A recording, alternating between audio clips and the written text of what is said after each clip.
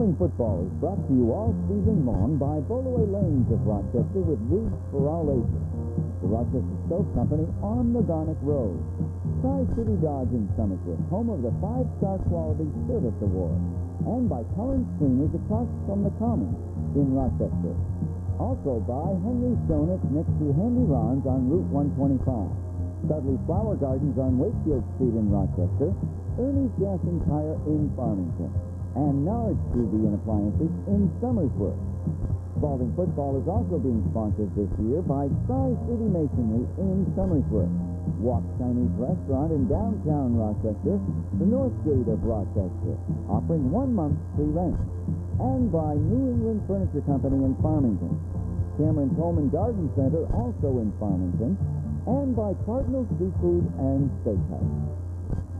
Good evening from Spalding Field in Rochester. I'm Charlie Sherman along with Bill Burnham as the Spalding Red Raiders on this chilly evening take on the Blackbirds of Keene High School.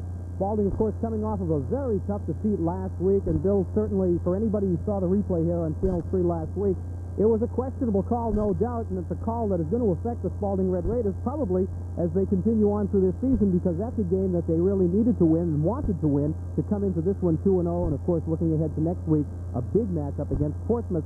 But how do things like that wear on teams? Do you continue to look back and you just say, hey guys, it's over, let's go ahead? Well, if you look back, Charlie, if you keep thinking about it, I think that during the week and possibly in the weeks to come, it's going to haunt you, and you're really going to, it's going to throw your game off a little bit. So I'm sure what Coach Bowen told them is to forget that last week. It's going to be protested or whatever. He sent a copy of the film into headquarters there, so we'll see what happens with that. I'm sure he just told the kids, look, just go out there, play the game that you know we can play. Don't do what you did in the second half. Go out there, play a strong, like you played in the first half, and you'll be able to beat this Keene team. Let's talk a little bit about this game tonight. Spalding coming into the game with a record of 1-1. Keene 0-2. Keene, a team that has difficulty scoring points. In their first 2 games this season, they've scored just 13. Well, they're going to have to get that offense going. Spalding has shown that they can keep teams from scoring points. They've got a decent defense. In my estimation, Keene has really got to put some drives together, kind of wear down that Spalding defense, and see if they can put more than 14 points up in one game. You know, this could be an opportunity for the Spalding defense really to put on a show. Keene has given up 48 points in their 2 losses, so this may be the game that Spalding's really been waiting to break it wide open and let the whole offense hang out. Well, offensively, they've got a good team, Charlie. They're pretty sound. They've got experienced players at the skilled positions. Defensively, they've got a bugaboo about not tackling the right way, and they've really let some running backs out of their grasp and to score touchdowns. So they've got to, I think, crack down on the tackling, and offensively, they can move the football. They have the last 2 games. So one final comment. Next week, again, a big game against the Portsmouth Clippers. How does Hugo get the kids not to look forward to next week and just say, hey, guys, just concentrate on Keene? Well, no matter what he says, it's going to be difficult because kids are going to be kids, and they really are looking forward to Portsmouth, who will probably be 3-0 and ready for a big game. All you can do is say, hey, look, we got to take them one at a time, and we have to be 2-1 when we play Portsmouth. All right, we've got the kickoff coming up in just a minute. We'll be back with the starting lineups right after this message. Ernie's Tire and Gas, South Main Street in Farmington, your car care specialist. State-of-the-art equipment gives you precision balancing and computerized wheel alignment. Ernie's also specializes in brake service and exhaust, plus all aspects of engine repair, including tune-up. Ernie's is your recovery professional, providing 24-hour towing with a wrecker and flatbed always available. And what makes Ernie's so unique is the comfortable waiting area for young and old alike. So stop by and say hello to Les and Eileen and all the family folks at Ernie's Tire and Gas, South Main Street in Farmington, where customers send their friends. Visit Tri-City Masonry, Route 16 in Somersworth, and see how much we've grown. Our new showroom has a complete line of floor and wall tile, as well as all sizes of PVC and culvert pipe, plus much more.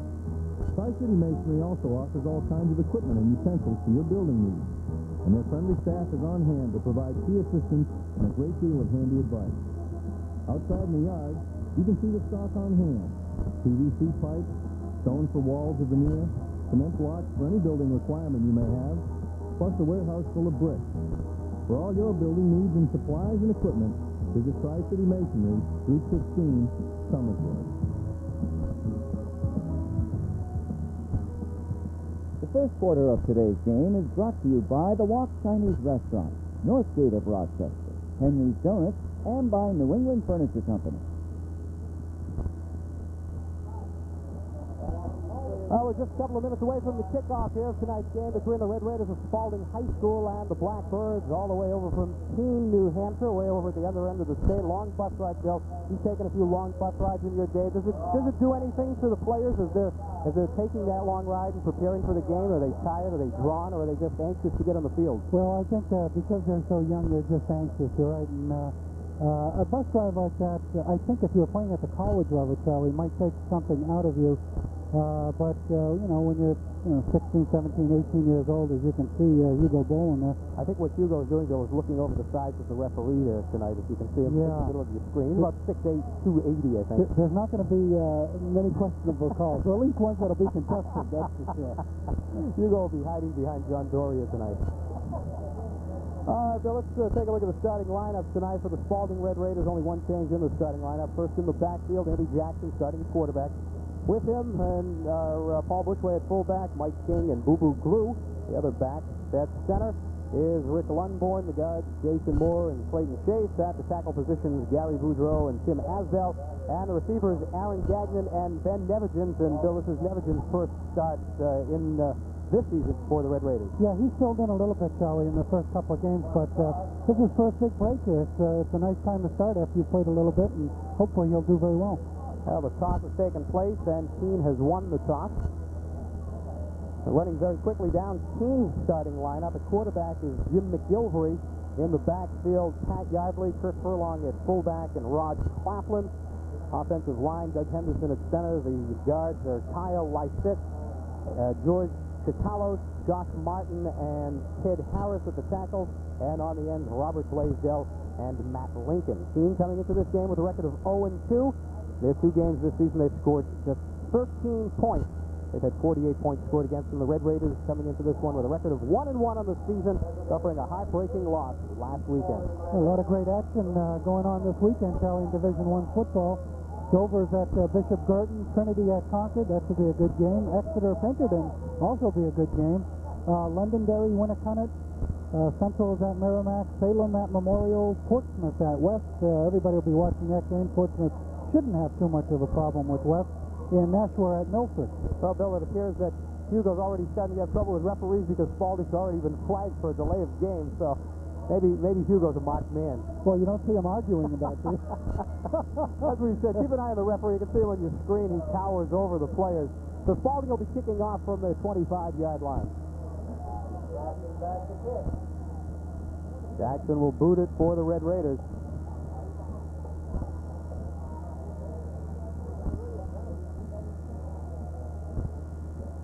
Back deep for Keene, Brian Mescuso and Michael Hebert. Kicking from the 25 because of the delay of game penalty.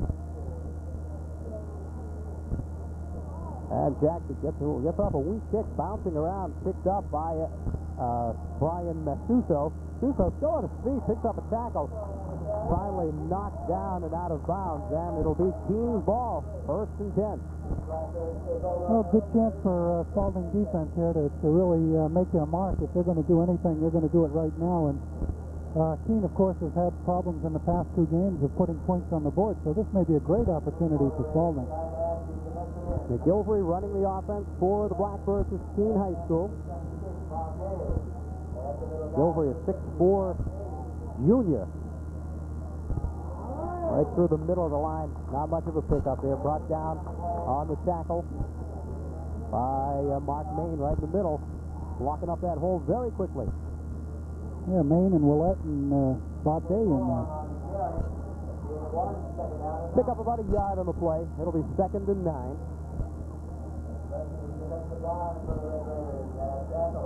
Ball at the 39-yard line.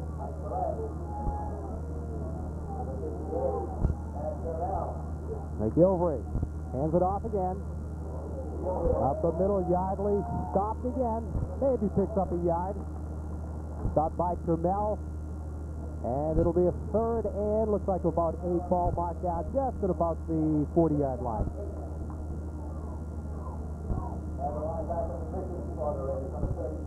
So the Blackbirds coming out on the ground in their first round of plays. Nothing imaginative right up the middle. All right, third and 8 from the 40. Back to Pat McGilvery. Gets hit as he lets it go.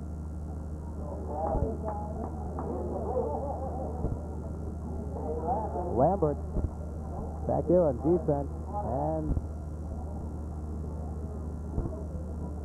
see what we're calling out here. Well, they called it complete. Called it complete. It was close to see if he was in bounds. It appeared from our vantage point that it was out of bounds, but it was in bounds, so it'll be a 4th and 3.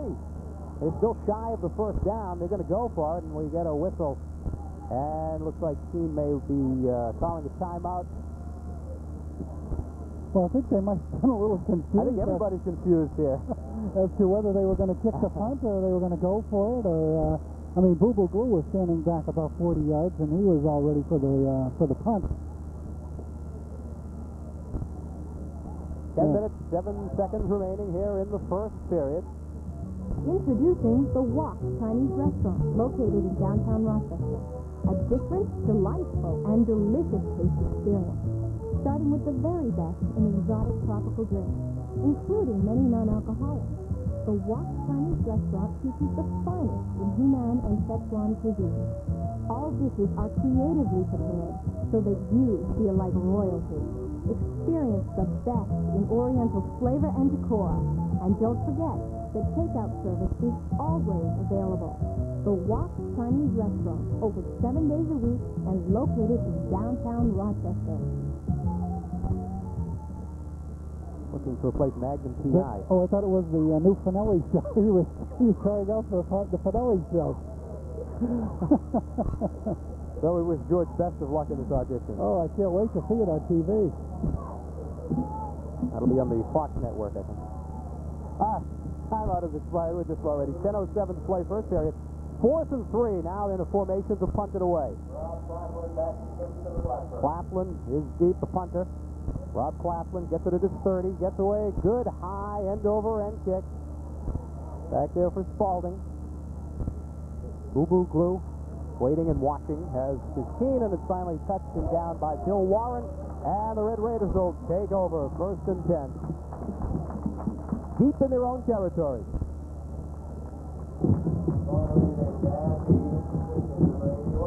Well, if Coach Bowen is going to stick to tradition here, he's going to probably try to test that Keene defensive front four. And, of course, they use the 4 down linemen and the 4 linebackers, so there is some movement up there if they can really get things going. Andy Jackson starting at quarterback once again. Some motion in the Spalding backfield, and we get a whistle. Maybe Spalding's second penalty, and they've yet to have an offensive play. Well, there might have been somebody set, Charlie, and then they had 2 guys in motion. Of course, you can only have 1 at a time. Yep. So Spalding penalized again. Not the way you really want to get started.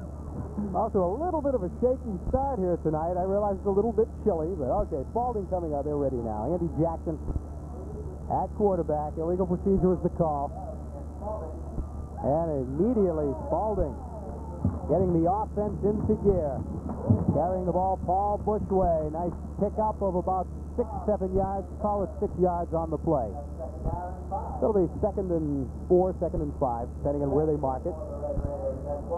Well, Bushway has run well in both of the games, and he's a real workhorse. He can go inside just about better than anybody on the team.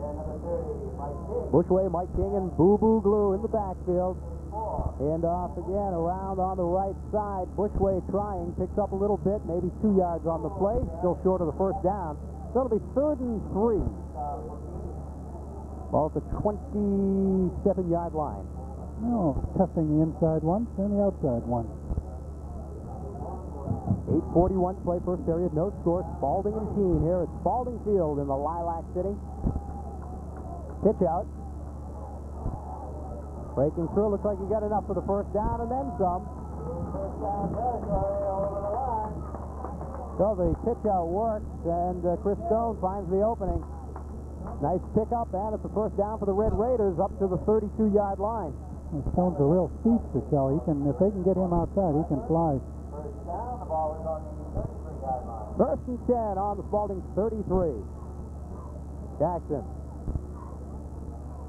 Boo Boo Glue with his first carry of the evening. Picks up about a yard. So it'll be 2nd and 9. Boo Boo, one of the captains of the Red Raiders. Good to see Boo Boo getting that football. You know, last week, Kelly only carried, I think, 7 or 8 times.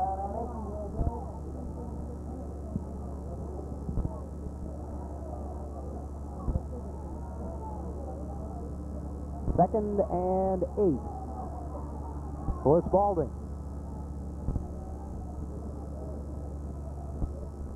Again, the handoff on the right side. Bushway finding some more daylight and knocked out of bounds. And Paul Bushway picks up another first down for the Spalding Red Raiders. So the Raiders moving it on the ground. Yeah, good carry so far. They're mixing up their plays well, and everybody's running hard with the football. And real nice blocks up front, too, by the offensive linemen. First and 10 for Spalding. 7:37 remaining, first period. Jackson calling it. Fakes the handoff, back to pass. Plenty of time, overthrows his intended receiver, Boo Boo Glue. So the first pass attempt by Jackson and the Red Raiders is incomplete, intended for Glue. Well, they had Boo Boo just doing a little breakout to the outside, and they also had Gagnon down there about 25 yards down the field doing a flag pattern. Both were open. Jackson just overthrew Glue. 2nd and 10 for Spalding. Red Raiders with that unbalanced line. In motion is Stone. And picking up a couple on the play is Paul Bushway. It's about 2 yards on it, so it'll be 3rd and 6 for the Red Raiders. He's mixing it up, giving both the runners, Boo Boo Glue and Bushway, chances to run with the football.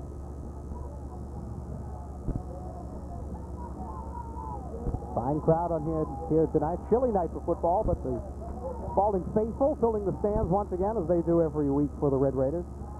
Jackson looking to throw. Long, intended, and complete. Down to the 15, the 10, and in for the touchdown. Aaron Gagnon. 57-yard pass play from Jackson. And the Red Raiders strike first and strike early on their first possession. 57-yard touchdown pass.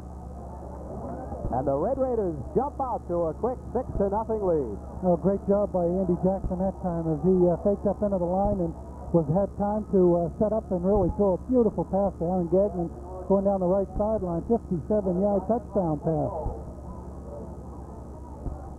Raiders will attempt the point after. A bad snap. Blanchette picks it up. He's going backwards. Now turns the corner. Blanchette still on his feet.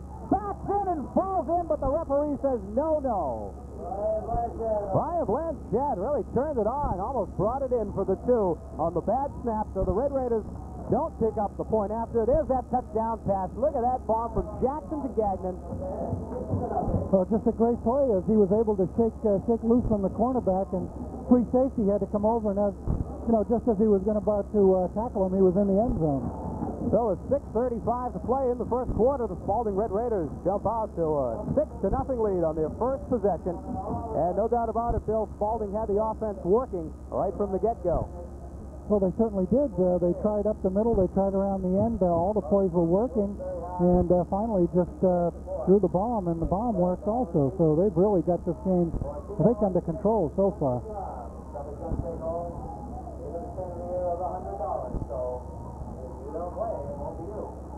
Andy Jackson will boot it for Spalding. Deep for Keene. Brian Masuso and Michael Hebert. Taken by Masuko. Masuko still on his feet, up to the 30, and finally brought down. Gets up again, but I think he can only get up once, if I'm not mistaken.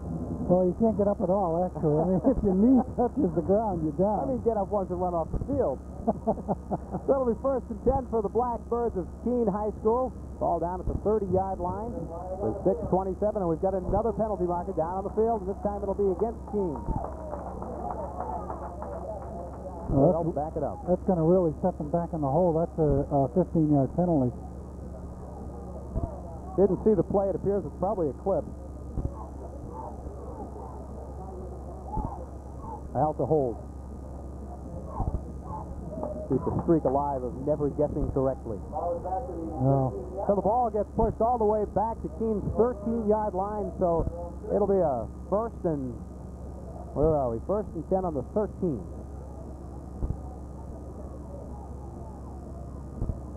Jim McIlvery, the junior quarterback from the Blackbirds. Hands it off. Up for a couple. And then brought down quickly. Number 19, McGilvery, keeping it himself. Yeah, not much there that time. Spalding defense really coming together. They, the linebackers of Gullison and who else we got there? Oh, Gary Bryant playing linebacker along with Brian Blanchette, who was playing cornerback, and he's now a linebacker this game. 5:45 to go in the 1st quarter. Spalding with a 6-0 lead over Keene. McGilvery dishes it off to Yardley. Yardley picks up about a yard or two. We get another penalty marker on the play. Nice tackle there by Brandon Gullison for Spalding. There's another marker on the field. Look at the difference in the size there. Mutton Jeff. And it's holding against Keene, so Keene not having a very impressive set of downs. Their 2nd holding call. Well, that's not the way you want to really start out the quarter. They're going to probably move them back half the distance here. And they mark it off. Should push them back to about the 3-yard line.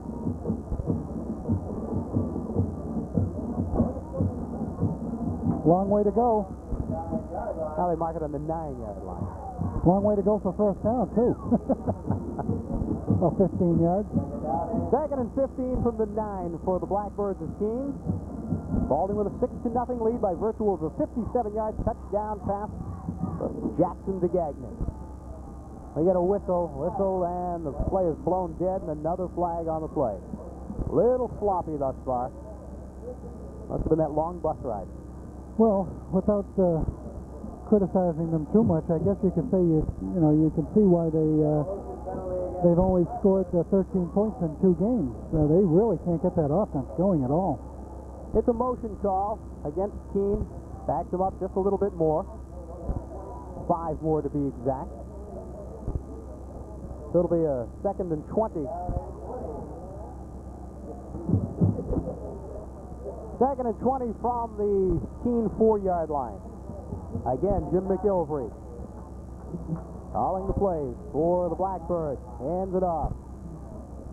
Yardley trying to break through, and again stopped right in the middle by Mark Main and Mike Willett, Bob Day, and that's the front line of the Red Raiders doing a fine job thus far.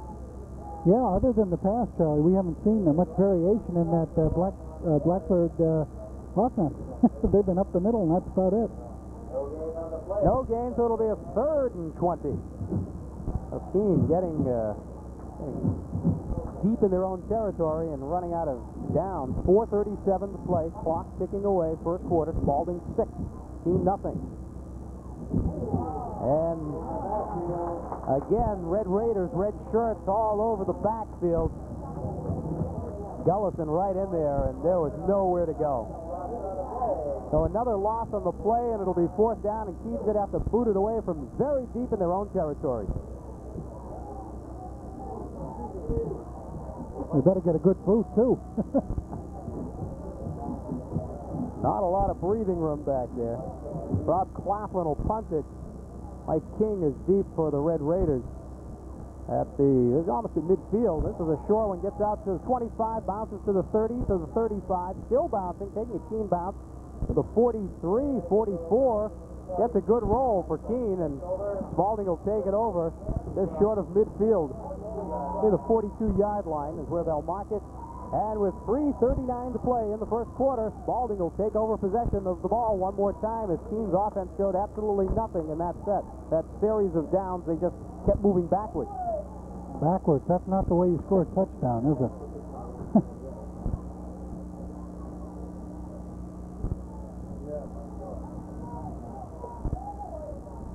Jackson calling the play. Hands it off through the middle. Boo Boo Glue. And Boo Boo picks up 4 on the play. It'll be 2nd and 6 for the Red Raiders. No, this is one game, Charlie, that they should put away fairly soon. The way they're driving with the football, it looks like Keene just cannot stop them.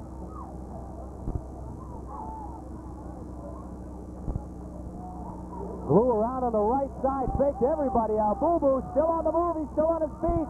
Boo Boo Glue down to the 10-yard line before he's finally knocked out of bounds by number 34, Tim LeClaire.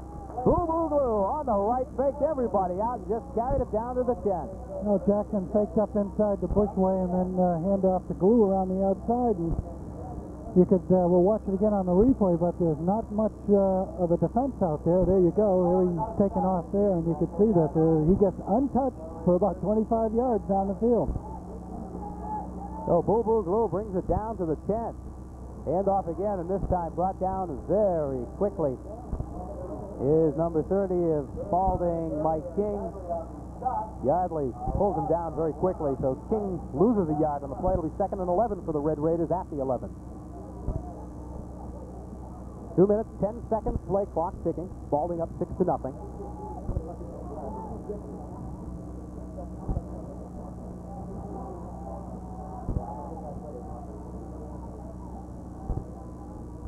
King in motion, fakes the handoff to King. Jackson wants to throw, and he gets smothered.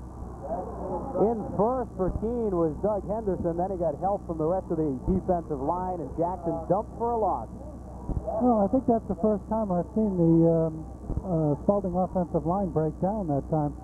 Be able to see it here. There's huge penetration in there. As you can see, there's Jackson gets the ball, turns around, and Henderson is right there. Boom. It'll be 3rd and 18 for Spalding. Jackson was over the sideline getting a little instruction from Coach Hugo Bolin. Hustles back and calls a play in the huddle with 1:17 to play in the first quarter.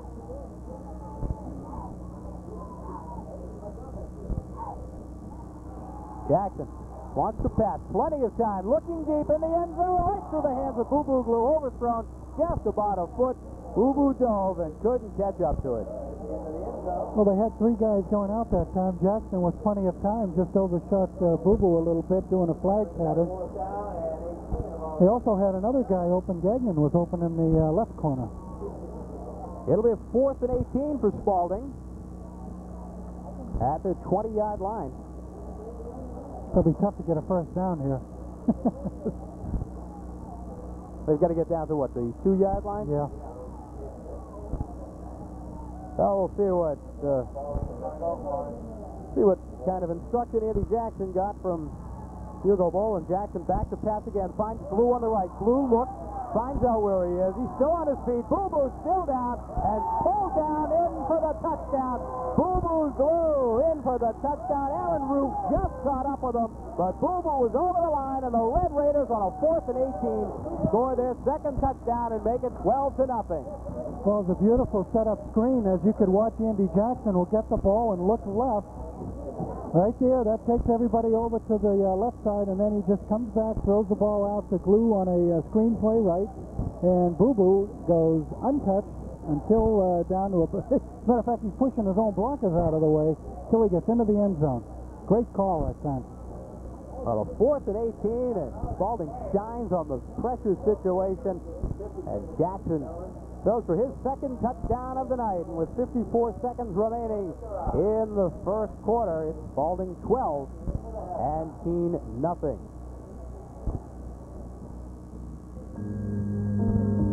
North Gate of Rochester, pointing to a better way of life and boasting the area's largest and most comfortable garden apartment. Each unit is fully applianced with laundry on each floor, 24-hour maintenance, function room, and resident staff, plus a country view setting for total relaxation. North State is one of the few to offer a fully maintained swimming pool. And now, North State offers the most affordable rental agreement that includes free cable hookup and free hot water. Enjoy living without unnecessary worries at North State of Rochester.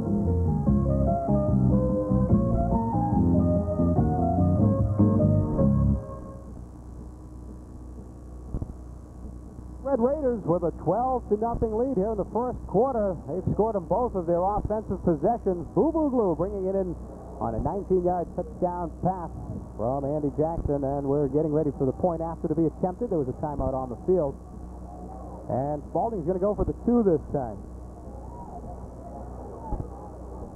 They attempted the 1 on the last try, and it was a bad snap. Jackson scrambling around, looking he's in deep trouble, and finally gets brought down by Bill Warren. So the attempt for the 2 comes up empty, and with 54 seconds remaining in the first quarter, it's Spalding 12 and Keene nothing.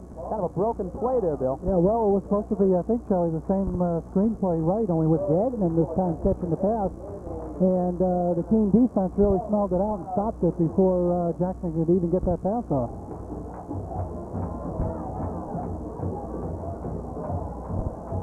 Not a bad series, though. Good series. They moved the ball good, 44 yards down the field, and scored another touchdown via the air. And I think that's their first 2 touchdown passes this year. Well, Spalding showing that they've got the offensive weapons. They can do it in the air, or they can do it on the ground. And I think Keene's going to have their hands full the rest of this night trying to decide which way they should really try and defense the Red Raiders. Well, I think one thing they should do is try to tackle the ball carriers. Boy, I'll tell you. All right, Jackson will kick it for Spalding. Deep for Keene, Masuso and Hebert. And again, not much of a pick-up about to the 35-yard line. So Keene will take over with 48 seconds remaining in the first quarter. First and 10 from their own 36-yard line. Third offensive possession for the Blackbirds. They've yet to move the ball successfully against the Spalding defense. Clock ticking, 40 seconds to play. They'll get the play off. McGilvery looking to pass, looking for the sidelines, and it's broken up. Broken up by... Well, Lampy was right there, Charlie, and almost picked it off as he was going for the ball. He had good coverage. Wait a minute. I think they say he did pick it off. Yeah, that's what they're calling. Gee whiz, Again, it's on the other side of the field, but it sure looks like it might have been a trap. Looks like it might have just been broken up, but I don't think Hugo's going to argue this one with the referee. So an excited Spalding Red Raiders take over the ball again. DJ Lampy with the interception. So the Red Raiders offense with just a very short breather comes back out onto the field, and they'll take over possession. First and 10 for the Red Raiders. Ball at the 39-yard line of Keene. Yeah, Keene having all kinds of problems on offense, Kelly. Really are not able to move the football anywhere. Spalding will get off just one play before the buzzer sounds ending the first quarter. And maybe they won't. With 4 seconds left, there's a whistle and a penalty marker on the field, and it's going to be against the Raiders. Yeah, it looks like delay of game.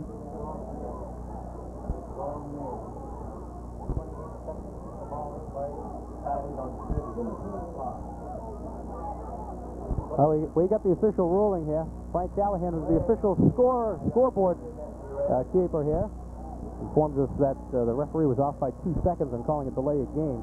They have 30 seconds to get the playoff, and as Frank pointed out, the clock certainly showed enough time.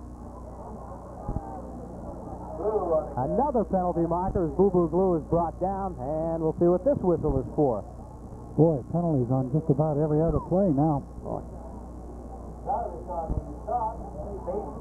And this one's a face mask against Keene. So this will be a big one. Time has run out in the first quarter. Referee will mark it off. So Keene not helping their own cause. They finally get a good defensive play and stop Boo Boo and get tagged for a big one on a face mask. So at the end of the first quarter, the score of the Spalding Red Raiders 12, the Blackbirds of Keene nothing. We'll be back with second quarter action right after these messages. Introducing the biggest and most beautiful showroom, New England Furniture Company of Farmington, with acres of living room sets to choose from. Beautiful choices, elegant, and priced to please. And look at all the recliners that are available. New England Furniture Company specializes in a wide selection of dining room sets and all types of home furnishings to make your home complete. Quality, value, style, all at low factory prices in the most beautiful new showroom around. New England Furniture Company in Farmington. Second quarter is being brought to you by Rochester Stove Company, Cullen's Cleaners, Rollaway Lanes, and by Tri-City Dodge. Oh, no. Down to the 2-yard line.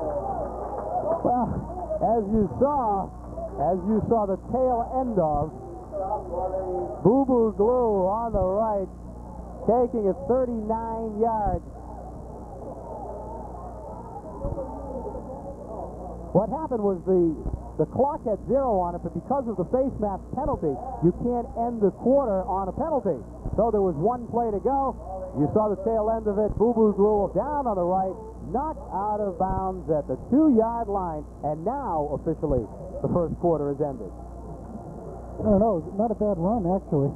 You could, well, not many could see, but they could see the tail end of it. But Boo Boo Glue just got the handoff, took it off tackle, and scooted down about 39 yards, almost getting in for the touchdown. Boo Boo accumulating some yardage here in the first quarter for the Red Raiders. Of course, he had a pretty good game the first game, Charlie, scoring he ran for about 250 yards and 3 touchdowns. As you see, the Red Raider cheerleaders, the award-winning Spalding Red Raider cheerleaders. That's right. Also might add, Bill, prior to the start of the game tonight, I was admiring the Spalding Red Raider marching band. Yes, great band, great cheerleaders. One of my favorites in the Christmas parade every year. All right, we're ready to start the second quarter. Spalding at the 2. Bushway has it taken away. Back the other way we go, on the move. Nobody, it's a foot race. Finally, Boo Boo catches up to number 30, Rob Claflin, and Boo Boo Glue saves a touchdown. It was a foot race. Claflin just took the ball away. The handoff was to Bushway. And Claflin takes it all the way down. He'll mark it at the 20-yard line before Boo Boo Glue catches up to him with the saving tackle. Well, that's what you call a steal. As he picked his pocket and took the ball away and took off with it. Oh, McGilvery. Lincoln wide to the left. Handoff. And there's a fumble. It looks like the Red Raiders have taken it over at the bottom of the pile for Spalding. Absolutely taking the loose ball for Spalding. Number 58, Matt Trammell, but the referee may be saying the whistle blew first. Yeah, they say he was dead before the ball popped loose. He must have been touching the ground. Maybe his knee hit the ground. So Keene's going to keep the ball. Almost a big break for Spalding. It'll be 2nd and 7.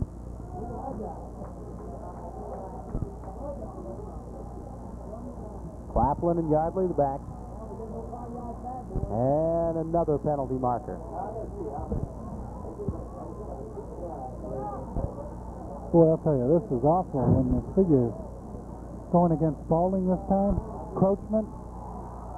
Spalding getting into the neutral zone. The encroachment call against the Red Raiders. It'll back them up 5 yards. Move Keene 5 yards closer to pay dirt. And it'll be a 2nd and 2 for the Blackbirds.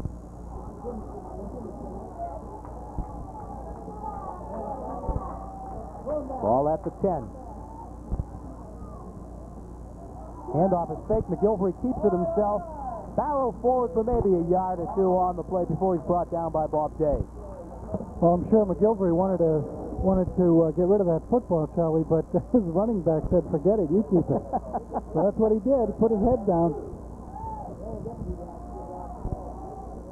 It'll be 3rd and 2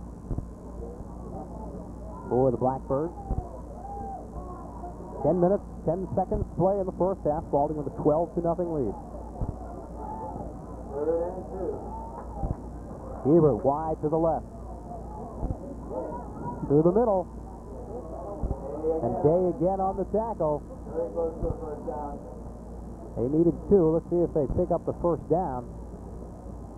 Yardley with the carry. Day at the bottom of the pile. That's Stallion. And he picks up the 2 yards plus a little bit more, so it'll be a 1st and goal for the Blackbirds of Keene.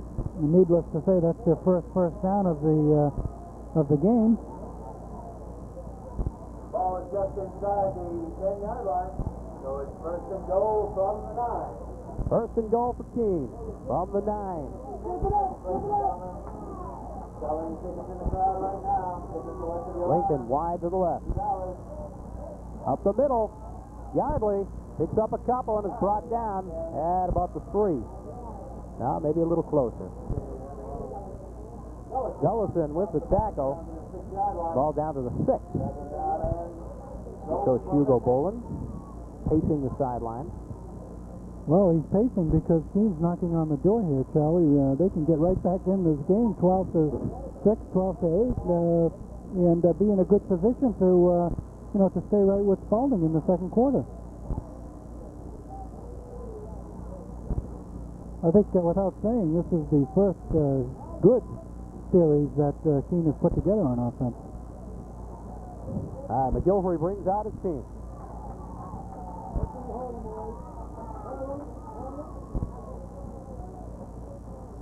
Hand off again this time. Goes to Furlong, the fullback. Doesn't get much. He stopped quickly, almost to the line of scrimmage. Vermel on the tackle. Picks up a yard. So it'll be 3rd and goal from the 5. Can the Red Raiders defense hold them? Well, Keene's got to put some pressure, I think, on the Spalding defense. They've got to run some type of an option or an option pass or something like that.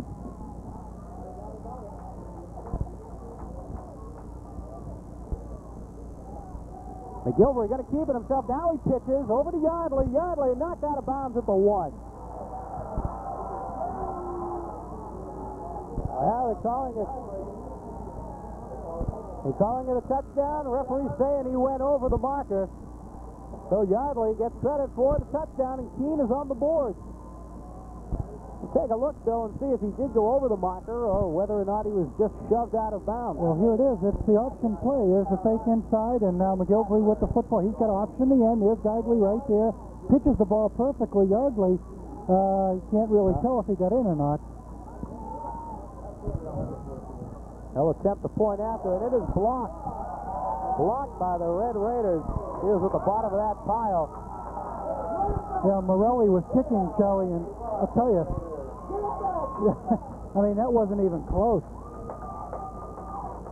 Oh, he was all over him. All right, so it's 8 minutes and 19 seconds remaining in the first half. The score is Spalding 12, Keene 6. We'll be back right after this message. Serving the energy needs of the 90s is Rochester Stove Company, 4 Garnock Road in Rochester, offering the finest in wood and coal stoves. Cold weather brings high heating bills, so check out the heating alternative. Finest and brand names in the business in many distinctive styles and sizes. Stove accessories are available as well, plus delivery and setup. Feel secure in these changing times, plus save on energy costs. It's all available from the folks at Rochester Stove Company, 4 Garnock Road in Rochester.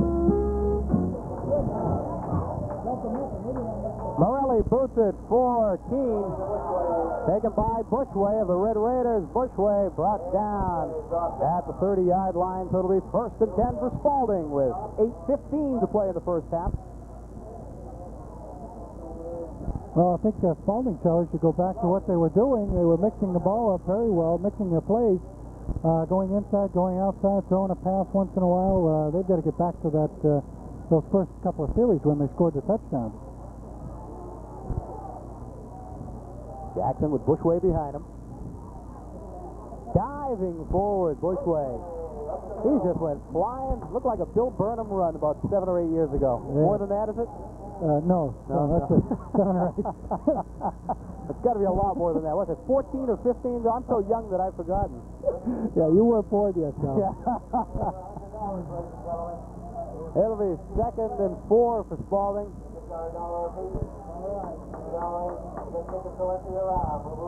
And Boo Boo with the carry.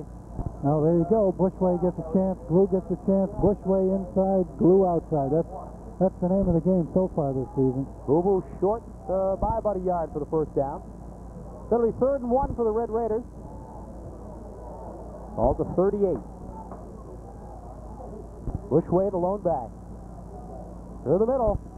Has enough for the first down, and again, Bushway gets the job done.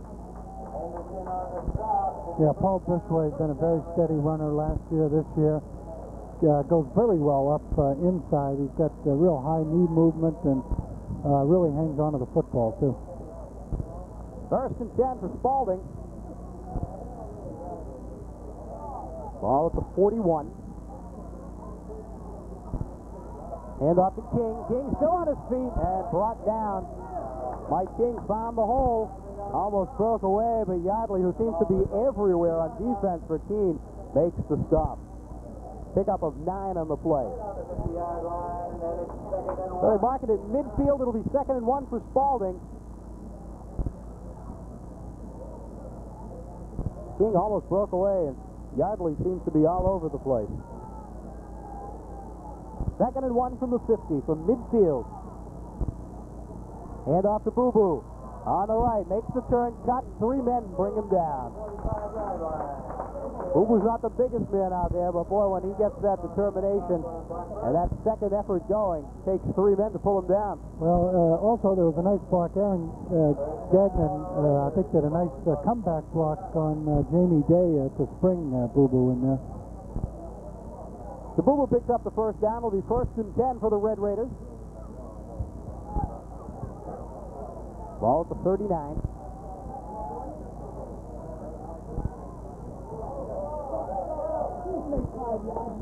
Manages to pick up 4 or 5 yards on the play. Almost turned into a broken play, but Boo Boo again makes the most of it and forces his way through for a 4-yard pickup. So it'll be 2nd and 6 for Spalding. Now, if you watch the offensive line, Charlie, they're really pushing Keene back off the ball, maybe a yard or 2 as soon as the ball is snapped. 2nd and 6 for Spalding. 5.5 minutes to go. Pitch out to King. Around the left. King still on his feet. King down to the 30, 28-yard line and finally brought down. Mike King turned the corner on the left and just kept on going. And another first down for Spalding, and the Red Raiders are driving again. Yeah, good block by Clayton Chase that time to spring him outside. And that's what you want to do. You want to get King running to the outside because he is fast. Spalding calls a timeout, so with 5 minutes, 25 seconds to play in the first half, the score Spalding 12, Keene 6. We'll be back right after these messages. Collins Cleaners is your dry cleaning specialist, located at 130 South Main Street in Rochester.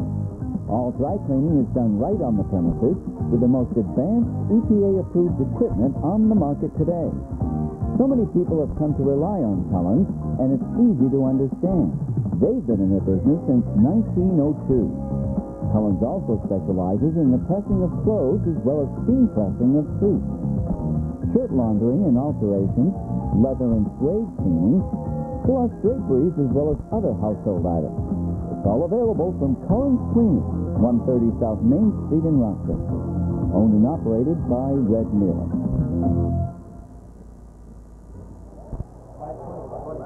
Well, there they are, the Spalding Red Raider cheerleaders.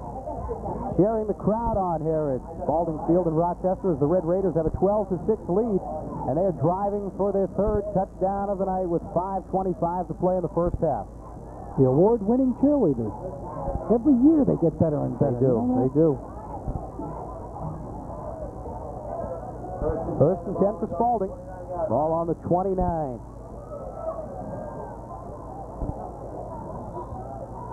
And again, Boo Boo drives forward. Anderson on the stop. Boo Boo on the carry.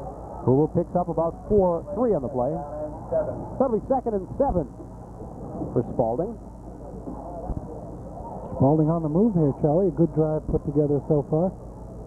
Red Raiders have dominated the game offensively. When you look at the scoreboard, it's only 12-6, but this game has been all Spalding. Jackson has Bushway behind him. King in motion.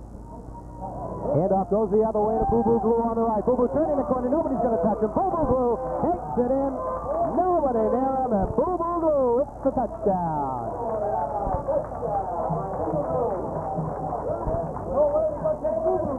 Well, I'll tell you, he fooled, that play fooled all of the Keene defenders. There wasn't anybody there to really tackle him after he crossed the line of scrimmage. He went untouched. Great run by Boo Boo that time and a real nice call. Boo Boo having a fine game thus far in the first half. Boo Boo Glue just turned that corner on the right and just kept on going. Nobody even near him. Unmolested as he takes the ball into the end zone. And Spalding will try for the point after. Jackson will boot it.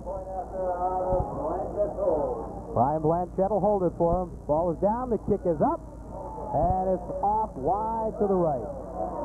So the Patriots, the Red Raiders are 0 for 3 on points after. So the score is Spalding 18, Keene 6. We'll be right back. A new establishment in town that has everyone talking is Henry's Donuts, located between Cleary Cleaners and Handy Ron's. Comfortable seating is available in the large dining room for breakfast and lunch, plus a long counter space for individual seating. And why has Henry's become so popular so fast? Simply because of the generous and delicious portions of food. Just ask anyone.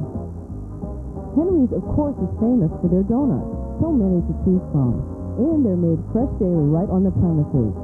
Henry's is so good that even the help can't resist. Henry's Donuts. For breakfast or lunch, Route 125 in Rochester.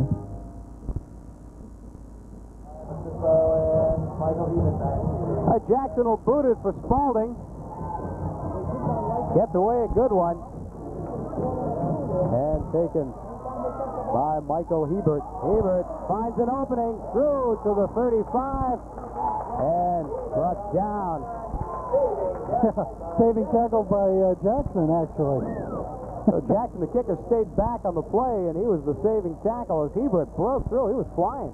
Yeah, big hole up there, too. That middle just opened right up for him. So Hebert brings it out to the 43, so it'll be 1st and 10 for Keene on their own 43-yard line. 4:26 to play in the second quarter. Clock running. Spalding with an 18-6 lead.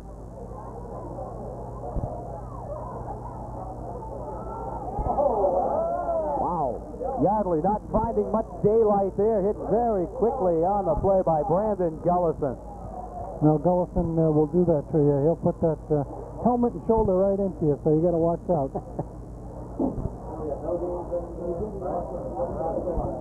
He loses a yard on the play, so it'll be 2nd and 11 for Keene.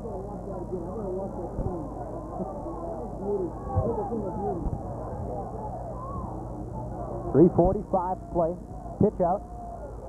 Again to Yardley, trying to turn on the right. And Yardley picks up a couple of yards on the play before he's forced out of bounds.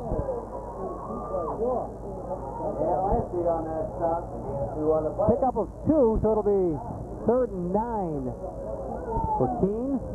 Once again, the Keene Blackbirds are not really moving that football against a good, strong Spalding defense. 3rd and 9. 3rd and 9 for the Blackbirds. McGilvery wants to pass. Looking right through the middle. It's complete. Furlong with it and gets grabbed from behind by Brian Blanchett. Fine defensive play by Brian Blanchett, catching up to Kurt Furlong, and it's more than enough for the first down, and Keene makes the big play. Well, McGilvery really had plenty of time to throw the football. Furlong, you'll see, gets open right in the middle of the field, so he didn't really have too much anybody there really to contest the throw, and just takes it and runs as far as he can. Ball at the 35, Spalding 35. McGilvery wants to pass again. He's been successful. He's got some pressure. There's a flag in the backfield. McGilvery forced out of bounds. There is a flag in the backfield, though. And it's going to be a hold on Keene. So Keene breaks into Spalding territory, and they're going to head right back in the other direction. Yeah, that really put the damper on your offense. You know, you go and you score a 15, 20-yard pass play, and then you got to take it all the way back on a 15-yard holding penalty. You can see Hugo rolling, motioning. Come on, mark it off, mark it off. Go back the other way. Hugo wants to make sure the referee doesn't miss marking off the yardage. 3:36 to play in the first half. We got a great halftime show coming up. We'll tell you about in a couple of minutes. There's Hugo making sure everything is done right by the book. Yeah, well, he's had a couple of bad calls against him. Last week and then last year. That's a 1st and 30 for Keene. Deep into their own territory to their own 35-yard line. McGilvery wants to pass. In pursuit, he's looking over the middle. It's complete. Finds his tight end, Robert Blaisdell. Way short of the first down. Blaisdell gets it to the 45, 46-yard line. No, just kind of a rolling pass play that time. Blaisdell stayed right with McGilvery and was completed for about a 5-yard gain. I'm sorry. Take up a 43-yard line. So it's 2nd and 12. Long pass, and it's complete. McGilvery was looking, found his man in a crowd, and a nice grab by Michael Hebert, and Brian Blanchette again in on the tackle. Yeah, Mike Hebert wide open out there actually by a step on Blanchette. The other guy that was open was Matt Lincoln, so they had two guys open. This Spalding looking for the run, got surprised by the pass. So Keene on the Spalding 14-yard line. They're on the move. Couple of big plays by the Blackbirds. Handout up the middle. It's Yardley. Pat Yardley finally brought down by Blanchette. So Brian Blanchette all over the place out there on defense. That ball down to the 6-yard line. Gain of 9, 2nd down and 1. So it'll be a 2nd and 1 for Keene.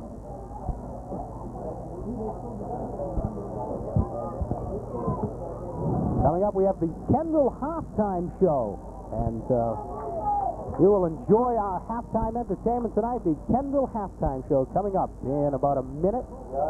Yardley on the carry, and we're going to see where they mark it. It's going to be close to the first down. So we hope you'll enjoy the halftime show, the Kendall halftime show tonight, and also we've got some instructional information coming our way as well at the half. Right, with so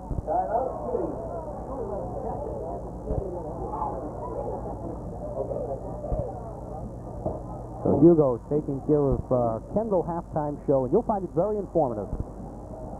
That's right, Charlie. He'll be running through different plays and situations with the kids, and everybody will get a good chance to see what to do in different situations. Bowlaway Lane, South Main Street in Rochester. 24 Candlepin lanes for fun at its best. Leagues are available for every member of the family and at convenient times, days or evenings. Bowling is a good time out for necessary exercise and relaxation. How about the all-new Foot Bowling League? It's the first in the area. Bowlaway Lanes also has available a pro shop, a nursery, a lounge, and a snack bar. Plus, Bowlaway is proud to offer trophy sales and awards in all sports. Get some good times in your life by bowling, either open lanes or in the league. Call for more information or visit Bowlaway Lanes, 122 South Main Street in Rochester. Now, Keene gets the first down. The ball marked at the 4-yard line, so it'll be a 1st and goal from the 4 for Keene. Ball's on the 4-yard line, 1st and goal. 58 seconds. McGilvery, the junior quarterback from Keene, rolling, looking, wants to take it himself, still on his feet, and in for the touchdown. Touchdown. Jim McGilvery on the quarterback keeper, fake, twisted, turned, rolled out, and then took it himself and brings it in for the touchdown. And Keene is on the board again with 52 seconds remaining in the first half. It's Spalding 18 and Keene 12. Keene going to go for the extra point. And let's see if they're going to go for the 1 or 2. Now we've got a timeout on the field. Keene calls the timeout. They're not sure whether they want to go for the 1 or for the 2. But suddenly Spalding's lead is down to a touchdown, Bill, and in a game that they have totally dominated offensively, they find themselves leading by 6. Well, here it is again. Just like you say, quarterback keeper, he doesn't really intend to throw that football or anything. He's just going to wait for those blockers and take it and keep it himself. That's what he does. He's a big kid, 6'2", so he just stretched over for the touchdown. Jim McGilvery puts his team within 6. The junior quarterback, he's got some size, 182 pounds. 6'4", sorry about that. He's bigger than I thought. Actually, he's the tallest guy in the squad. A little concern here at Spalding Field. I don't see why they're going for the 2 points. 2 points isn't going to do them much good. They get 1, that's 18-13. They still need a touchdown. If they get 2, it's 18-14. They still need a touchdown. Now the big conference still going on. Again, you see the Red Raider cheerleaders. Oh, I know. Maybe they don't. After watching that last extra point, maybe they'll just go for it. Do you have any idea what Hugo's going to talk about on the Kendall halftime show? Always something interesting. All right. McGilvery's still with it. Gets in a crowd, and he's brought down. And the 2-point conversion attempt is nullified. And with 52 seconds to play in the second quarter, Spalding leads it 18-12 over Keene. So the Red Raiders will have time to try and mount a little bit of offense with just under a minute to go.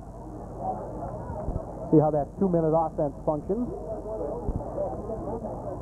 Well, I certainly hope it functions better than they have the last couple of series. I mean, they have just been stymied. I think Keene must have woken up through the second quarter there, about halfway through. 14, Cimarelli to kick out. Cimarelli will boot it for Keene. And bounces up into the hands of Bushway. Bushway hit quickly and brought down by number 50, George Chakalos. That's to about the 34-yard line. They'll mark it, and it'll be 1st and 10 for the Spalding Red Raiders. We'll see if he likes to just kind of run out the clock here.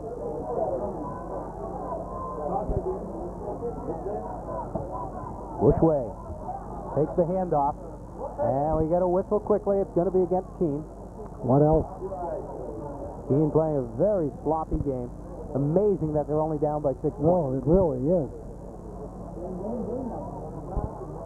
And it's against Keene. It'll cost them 5. Offside. That'll be 1st and 5 for Spalding. They pick up a quick 5 yards, but the clock is down to 34 seconds. 1st and 5 for the Red Raiders from the 39-yard line. Their own 39. Bushway the lone back. Jackson hands it to Bushway. Up the middle, still on his feet. Bushway, another flag goes flying. Looks like it might be a holding call. Yardley with the tackle. We'll see what the penalty marker is. And it is a hold against Spalding. Fairly obvious call there. Only cost 3 seconds on the clock, but it's going to cost the Red Raiders a little bit more than that in yardage. Back we go. Junior marking it up. Yeah. Who's that, Lurch? Technically not a good game, Joey. Mistakes on both sides, Spalding and Keene with the penalties, and haven't seen any fumbles, but we have seen a turnover. T.J. Lancey with the interception. The ball backed up to the 28-yard line. Spalding 28. 9 seconds. Clock ticking. This will be the final play. Boo-boo glue in the backfield. Brought down hard. We got a late hit call. Another marker. Boo-boo took a late hit there. Kind of a cheap shot on Boo-boo. And the marker is thrown with 1 second remaining. So, again, we'll keep it here because the half cannot end on a penalty. We learned that in the first half. So, unsportsmanlike conduct, a roughing is the call. Roughing is the call against Keene. So back again, we'll move the other way. I'm getting dizzy watching the referees march back and forth. Oh, that's 3 straight penalties, 3 straight plays. It's been a long 34 seconds. The ball hasn't really moved anywhere. Now we have About 10 minutes. first and 5. Spalding now calls a timeout with 1 second, and Hugo wants to go out. You can see Hugo trotting out. He's got the play of the game that he's going to pass out right now. Hugo wants to meet with his team with 1 second remaining. Spalding with an 18-12 lead with 1 second to play in the half. Take right, look left. And run like crazy. And throw it up for a grab. Oh, boy. One more time, a reminder, our halftime show, the Kendall halftime shows. Find instructional information from Hugo Bolin. The scoreboard tells the story. Spalding with a 6-point lead, 18-12. Yeah, but a big lead in the yards gained, I think. Keene has put 2 good drives together, and on both drives they scored touchdowns.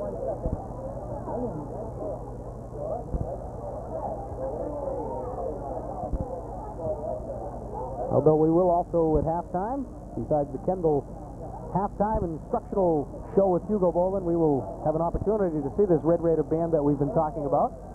There's Hugo. Hugo's delivered the play. Let's see if it works. 1 second remaining. This will be the final play of the first half of Spalding. Gulu in motion. Jackson back, rolling, looking. It's complete. Still on his feet. And breaking is finally brought down. The pass was complete from Jackson to Bushway. Bushway broke away once, but couldn't break that final tackle, and is finally brought down at about the 22-yard line with no time left. So at the end of the first half, the score, Spalding 18, Keene 12. Time now for the Kendall Halftime Report, featuring a series of instructions on the basics of football. Plus, it's back to the field, featuring the Spalding High School Marching Band. All brought to you by Kendall Real Estate. We'll have our instruction in just a moment. Real estate. What's it worth? That depends. What if it's on a busy street? Or near a school? What if it's covered with trees? How far is it from the ocean? What's on that real estate? Is it colonial, contemporary? At Kendall, we help you determine what your property's really worth, and we'll know how to sell it. Every square foot. Kendall Real Estate, when you're ready to get moving. Welcome to the Kendall Halftime Show. We're going to have a series of some instructional video segments for the halftime of our football games, and I think it's going to be very interesting to you folks at home. We're going to be talking about some facets of the game, sort of from the horse's mouth, not literally. Hugo Bolin, our head coach, is going to go through the various techniques that make up the game of football, Hugo. I think we're going to start off with some basics, and that's a couple of backs, some unknowns, right? Boo Boo and Paul Bushway, and they're going to go through some basics of stances. Right. This is the first thing that we do at the first minute of football, I should say. We start off all our boys, both offensively and defensively, with a proper stance. And this is what a lot of people key on. If you're not defensive back, you'll key on an offensive back. You can tell exactly where he's going to go by the way he puts the pressure on his hand and so on. Now, for our start, we're going to start with a three-point stance. Now, three-point stance, the boys will come up into a feet or shoulder width apart. Now, if they're going to put down their right, if you're a right-hander, usually put down your right hand, and you'll put down your right foot. So they'll drop their right foot back to about the toe is about to the back of their heel. Then they take and reach down and put their hand down in front of them, and they use the fingertips. Now, you ever watch a sprinter? A sprinter never goes on his knuckles. He's always on his fingertips. So this is what we do. And you notice the hands that we try to keep a very little weight on the hand. If I took Boo Boo's hand away, he won't fall forward. Now, this shows that he can go forward and parallel. And this is what we want. Now, you notice their back. Paul's back is a little low, and Boo Boo's is straight. This is the way it should be. Paul has his hand on his knee. We don't like this. This is the way it should be. See? Your thigh, your forearm across your knee. Head is up. Now, we're not saying to look up at the line. We're saying to look as far as you can in a comfortable position. If you look too far up, look way up, boys, then they have a tendency to drop their butt, and we don't want this. So we want their head just to look straight ahead. All right. Okay, stand up, gentlemen. All right. Now, Paul's stance is a little wider because, I don't know, this is something that he's a little more comfortable in. But we try to keep everybody shoulder width apart because it's a sprinter stance. You don't ever see a sprinter with a wide open stance. Now, then from there we go into our start. It's what we call starts and stances. We've done our stances. Now we go to start. All right, get down in position. If we take and going straight ahead, we want them to stay low and not stand up. When they hit the line of scrimmage on a straight dive, we want them to be low as possible so that you see helmet and shoulder pads. We never like to see the full body. All right, when I say go, gentlemen, you'll explode out. Set, go. Okay, they stay nice and low. All right, now, we do this a few times in practices and until we see that they're getting to feel a little comfortable. Now, to go laterally on a sweep or on an off-tackle play. We'll first start off with the lead step. All right, down and stance. Now, they're going to go to the right. To the right is easiest for them because they're both right-handed. And they're going to pull, they will take and lead with their right foot. They'll keep their bodies down low. They won't straighten up, and they just turn leading with their right foot. Okay, and they're going to run parallel to the line of scrimmage. They will not come forward or go backward. All right, ready? Go. All right, that's good. Now you see, the important thing is that they stay low and they don't come straight up. All right. Now the hardest thing for them to do in a right-handed stance is go to their left, and that means that they've got to drop their up foot is their left foot, so they got to pull that back. It's a little harder for them to do, but we'll see right now how they do. All right, get down your stance. Ready? Go. See how they have to snap that leg back. All right, now the next one is a crossover. Because of the way you want timing, you might have to use what we call a crossover step, where it would be a crossover step and then up into the line. All right, gentlemen, down your stance. We're going to go to the right. We're going to use the crossover, and that simply means they stay down low. They don't move their right foot. Their left foot crosses over. Ready? Go. That is the crossover. Now this is if we want to take a two-step and up into the hole, we would go with a crossover. All right, now going to the left is a little harder. Down your stance. For a crossover, this is a little more difficult. For Paul, who likes to straight off almost a parallel feet with his feet, it's a little easier for him than Boo-Boo. Ready? Go. Okay, that's what we call a crossover step. Now, if we're going for an option, meaning a pitch, and we want depth, now they've got to sit back and they've got to take a drop step back. Their lead step would be a drop step instead of parallel. This is on a pitch play. All right, and you stance, we're going to the right, and we're going to take a pitch. Ready? Go. See, so that they've gained depth, they've got away from the line of scrimmage, and this way they won't have a defensive end or something like that reaching in to knock the ball down. All right, let's go to the other way. Now, ready? Go. All right, so those are the basic things that we do when we start off our boys, our backs. We go with a proper stance. You got to look good before you can play the game, and the proper stance is the whole thing. The hands got to have the weight distributed so that they're not leaning forward, so they don't give a key when they're going straight ahead. Real estate. What's it worth? That depends. What if it's on a busy street? Or near a school? What if it's covered with trees? How far is it from the ocean? What's on that real estate? Is it colonial, contemporary? At Kendall, we'll help you determine your property's real worth, and we'll know how to sell it.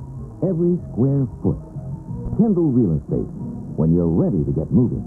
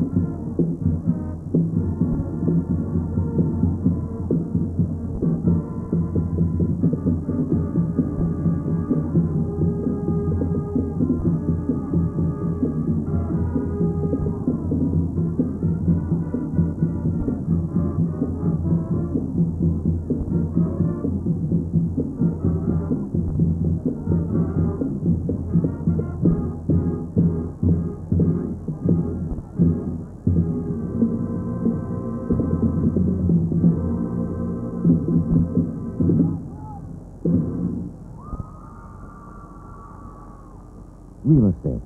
What's it worth? That depends. What if it's on a busy street? Or near a school? What if it's covered with trees? How far is it from the ocean? What's on that real estate? Is it colonial, contemporary? At Kendall, we help you determine what your property's really worth, and we'll know how to sell it. Every square foot. Kendall Real Estate, when you're ready to get moving. The Kendall Halftime Report has been brought to you by Kendall Real Estate Company, with offices in Dover and Rochester. The whole group here is just great. You feel like you're coming into the family, not just a dealership. You don't have to hassle with them. You know you're getting the best possible deal. And I guess the best thing is the service department afterwards. You know your car's going to be taken care of. But we had General Motors cars for many years, and we were unhappy with them, so we went to the Chrysler Corporation. And I love my car. Yes, I would definitely recommend Tri-City Dodge to my friends. I would recommend Tri-City for anybody. Find out why so many people in the area recommend Tri-City Dodge, honored with the 5-star Quality Service Award from Chrysler. Tri-City Dodge, Route 16 in Somersworth.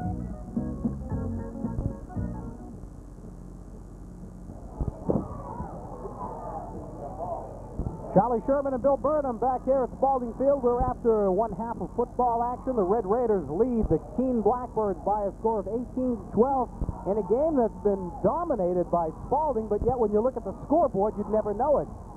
Well, that's true. I mean, statistic-wise, Charlie, Spalding has 8 first downs, Keene has 4. Spalding's got 151 yards rushing, 110 yards passing, for a grand total of 261 yards. Jackson is 3 of 5 attempts. On the other side of the line, Keene has 40 yards rushing, 66 yards passing for 106 total yards, and McGilvery is 4 for 5 with 1 interception. Statistically, it's basically been all Spalding. Keene has put together a couple of good drives. Individually, Boo Boo Glue has 70 yards rushing. Bushway has 62, so those are the two guys that have been doing the bulk of the rushing. Andy Jackson, like I said, is 3 for 5 with 110 yards, 2 touchdowns passing. Receiving-wise, Bushway has 1 reception, Gagnon has a reception, and Boo Boo Glue has a reception for a touchdown. So, to run down the scoring, Spalding got on the board first with a 57-yard touchdown pass for Gagnon from Jackson. Extra point was no good. Boo Boo Glue caught a 20-yard touchdown pass. Actually, it was a kind of a screenplay from Jackson, making the score 12-0. Yardley got on the board for Keene in the second quarter, a 3-yard run. And then Boo Boo Glue hit for another touchdown, as it was a 25-yard run, and then McGilvery closed out the scoring in the first half with a 4-yard touchdown with 52 seconds left in the quarter, and making the score 18-12. And I sure hope the momentum that I think Keene built up, Charlie, the last part of that quarter, doesn't carry over in the third quarter. Well, Bill, certainly one of the areas that's affected the tone of the game has been penalties. Both teams playing extremely sloppy out there. Keene with 7 penalties for 80 yards in the first half. Spalding with 4 for 35, but even those 4 seem to come at inopportune times for the Red Raiders and helped Keene as they were marching. Yeah, I mean, if you look at it, Spalding 35 yards, that's almost the same amount of yards as Keene has rushing, which is 40. So they've gotten just as many yards by a penalty. Morelli will boot it to start the second half. Gets over, good end over end. And it's taken by Bushway for the Red Raiders 30 up to the 35. And brought down at about the 38-yard line. And Bushway goes down, and the Red Raiders will take over the ball. 1st and 10. Spalding with an 18-12 lead. Just one touchdown separates these two teams. Spalding going after the second victory of the season. They're 1-1 coming into this contest. Keene 0-2 heading into this one. Spalding with a heartbreaking loss last weekend, trying to get back on the winning track. In motion. Pitch out goes to Stone. Brought down quickly. And we get another penalty marker. Well, I think they're going to call Gagnon, I think, for clipping. And that's just what's going to happen. So they're going to be pushed back. What they tried to do that time, Charlie, is just give the ball to Stone and try to get him outside. He's got really good speed, and a couple of times that he has been able to get outside and spring loose, he's really picked up about 35, 40 yards. So that's what they were trying to do on that play. So they mark it backwards for the Red Raiders. And it'll be back to the 25-yard line. And we'll do it again. It'll be 1st and 25 for Spalding at their own 25. Jackson has Bushway behind him. Blue in motion. Up the middle, it's Bushway. Has some daylight. Still on his feet. Finally collared down. Bushway finding the opening. But down by Yardley. And Bushway picks up 15 on the play. Gets to the original line of scrimmage. So it'll be 2nd and 10. Yeah, nice run by Paul that time. He can run right up inside there. Pretty tough. 2nd and 10. Bushway again. And again, grinds his way forward.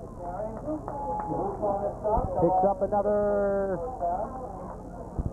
9 yards. I think he may be short of the first down. We'll see where they mark it. It appears he's going to be maybe a foot short. So it'll be a third and a foot. Your foot. Yeah, I got a small foot. And barreling through is Chris Stone, and Stone picks up the yardage he needs, gets the job done, and Spalding picks up the first down. Yeah, they're really hammering away at that left side of that Spalding offensive line. They think they can really move Keene out of there, and you know, this series, I think the series shows that they can really move Keene backwards. 3, 9. So Spalding very quickly recovers those 25 yards. And it's a 1st and 10 for the Red Raiders. Quick whistle, another marker down. Whistle before the snap. Hurry that winning ticket again. 4. Now the whistle is before the snap. 3, 9, 5, 2. See what they marked off this time. Ticket, please bring it up here to the booth. Procedure call against the Red Raiders, so Spalding goes back 4 yards. So the 25 that they picked up is now a net 20. Yeah, and they're trying to catch up, I think, with Keene in penalties. Now they've got 6 for 55 yards. It's going to be close. That'll be first down over again. They never get the playoff anyway. 1st and 15 for Spalding. Ball at midfield. Bushway still on his feet. Down to the 40 to the 38-yard line before he's finally brought down by number 34 of Keene, Tim LeClaire. A great run that time by Bushway. As you could see how he was hitting and spinning, and that's This is just a super move. We'll watch it again here. Here's the hit there. That's where you want to keep those legs going, make a nice spin, stay low to the ground. Just a great move by Bushway to pick up that Yeah, a little spin. 8 yards. When I do the stroll, I spin like that. 2nd and 4. Another penalty marker. Bushway on the carry, but we got another flag down. Bushway at the bottom of the pile.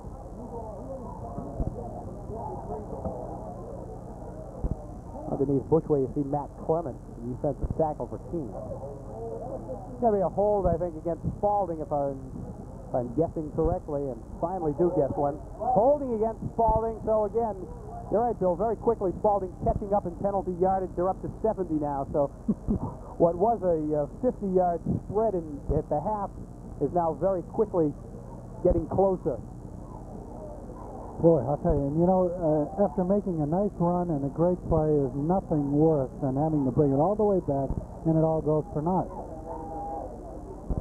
So they back it up. It'll be a 2nd and 13 at midfield. 2nd and 13 for the Red Raiders. 9:03 remaining in the third quarter. Spalding with a 1-touchdown lead, 18-12 over Keene. Jackson wants to pass, looking deep, has his man, finds him, it's complete. Aaron Gagnon does it again, connects with Jackson. Pretty play, threading the needle. Just a beautiful pass that time by Jackson, who had plenty of time. Just a great 35-yard pass to Gagnon. Here he comes here. Fake play action. Jackson sets up really nice and releases the ball. Nice follow through. Here's Gagnon right there in between two defenders. There's Hebert there trying to make the tackle. Boo-Boo on the right, turning, dragging a few people with him. Boo-Boo finally brought down from behind. Not before he picks up a few yards. Well, that play action pass to Gagnon really fooled, I think, Keene, who were really playing up for the run. And nice fake in there by Gagnon, and that really freed up fake by Jackson freed up Gagnon. That's the second time that Jackson's connected on that type of play with Gagnon. He did it earlier in the game as well. 2nd and 4. Not going anywhere this time as Chris Stone runs into a brick wall.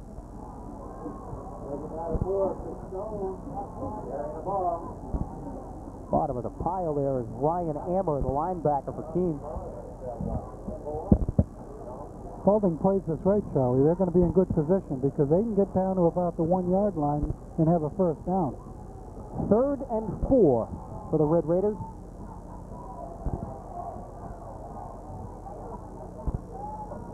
Jackson still with it, hesitating. He's not going anywhere, though. Jackson dragged down in the backfield. Yardley again getting a hand on Jackson to knock him off balance. And it'll be a 4th and 7 for Spalding. See a concerned Hugo Boland watching another opportunity slip through his team's hands. Well, after putting together a good drive to open up, this series here is really stalled. So the kicking team comes out for Spalding with 7 minutes remaining in the third quarter. Brian Blanchette will hold. Jackson will attempt the field goal. He's going to attempt it from the 20, so it'll be a 30-yard attempt. Ball is high enough, long, well, it might be short, and it is. Ball's about 2 yards short. It was straight and high, end over end, but not long enough. Short by about a yard on the 30-yard attempt, so the Red Raiders come up empty. And with 6 minutes and 45 seconds to play in the third quarter, it's Spalding 18, Keene 12. That's going to take a little wind out of the sails of the Red Raiders, Bill. They had a golden opportunity, even despite the fact that they had all those penalties stuck in there. They still managed to get deep into Keene territory and come up empty. Yeah, that's right. Hopefully that's not going to take too much out of their sails. All right, Keene comes out with their quarterback, McGilvery. And immediately they go to the ground game. Don't get very far. Brian Blanchette in there, along with Stallion. Picks up 3 yards. It'll be 2nd and 7.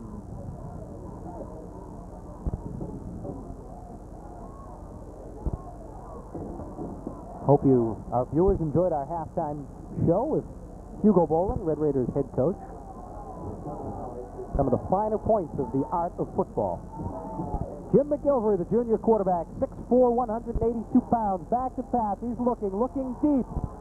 Sees his man, but overthrows him by about 10 yards. Not even close. Well, Gary Hebert, Bryant was back there just in case for Spalding. That's right.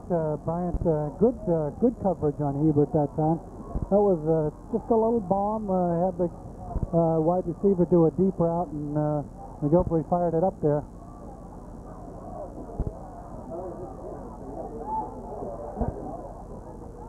Now you see somebody going kind of wild back there. That's Hebert. That's Hebert, yeah. The intended receiver, Hebert, and he's storming all over the sideline. 3rd and 7 for the Blackbirds. Again, McGilvery wants to pass, finds his man, and it's complete. Yardley knocked out of bounds. Bryant with the tackle, but it's enough for the first down. Right at the marker, so Keene picks up the first down, and they're moving. 1st and 10 for the Blackbirds. Ball at the 30-yard line. 5:42 to play, third quarter. Spalding 18, Keene 12. Furlong, we're back. Nothing this time. Right into the heart of the Spalding line. Mark Main right there. That Spalding defense is really stopped, I think, the Keene running backs the whole game, getting only 40 yards in the first half and coming out here in the third quarter and not gaining much via the run up the middle, that's for sure. So they give him a yard on the carry. It'll be 2nd and 9.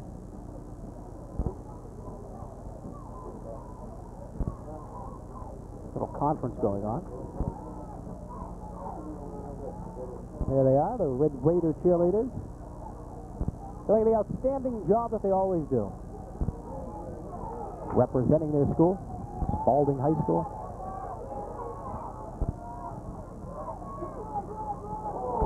Nowhere to go. And stop cold was number 44, Jamie Day. Bill's the tall one. That's right. No waving, Bill. No waving. Tall and slim. George Donatello is over here. George is shooting a pilot for CBS tonight. You'll be able to see his series coming up next season. The Finelli series. Finelli boys. The Finelli boys. That'll be 2nd and 9. No gain on the play. Let's see what we're going to know. Well, what else do we got another penalty, so he's got to mark it off. So it's going to be. Let's see. It's a big one. It's a 10-yarder. Losing track of the penalty yardage here. I got them all right down here. 8 for 90 for Keene. That'll be 2nd and 19 since they had picked up a yard previously. 2nd and 19. Ball on the 20. McGilvery setting up for the pass. Fakes the handout. Now pitches it behind him, and it's fumbled. Day recovers it, but goes backwards to get it, and then he's pounced on. So the hesitation play didn't work as Day dropped the ball. Managed to recover it. Hugo yelling instructions out to his defense, who'll keep moving Keene further back. Keene had a series like this in the first half, too, where they got off 4 or 6 plays or something like that and lost 25 yards. It's going to be interesting to see the statistic for net yardage. The 4th and 35 now for Keene. Third and 35. A big yardage play here. They got to try the punt. Booted away on the quick kick by Pat Yardley. Again, Keene gets a fine bounce. It's still rolling down to the 40-yard line. So Yardley's quick kick goes down to the Spalding 40-yard line where the Red Raiders will take it over. 3:39 to play in the third quarter. Spalding holding on to a 6-point lead. Holding on to the ball, too. They really ran off some time on the clock that previous series. So the offense out one more time for the Red Raiders. 1st and 10. From the 40. With the daylight. Bushway still on the move. Bushway along the sideline and dragged out of bounds. Paul Bushway on the 1st down carry. Great 50-yard run that time by Bushway. I'll tell you, both him and Boo Boo Glue are going to be going well over the 100-yard mark for the game pretty soon. Bushway knocked out of bounds at the 17, so it'll be 1st and 10 for Spalding at the 17. Well, here it is. That's Bushway's play, I guess you could call it, just right up the middle, and then he breaks out.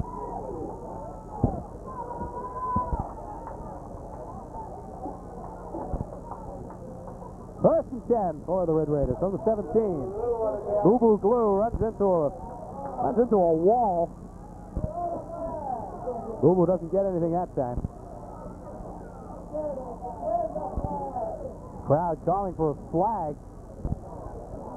None this time, though. No, this is one of the few times. One of the plays that they don't throw the flag on. Oh, Boo Boo picked up 2. It's a 2nd and 8. 2 minutes, 53 seconds to play in the 3rd quarter. Ball on the 16-yard line. Spalding threatening again. Jackson back to pass, rolling, looking, finds his man, it's complete. And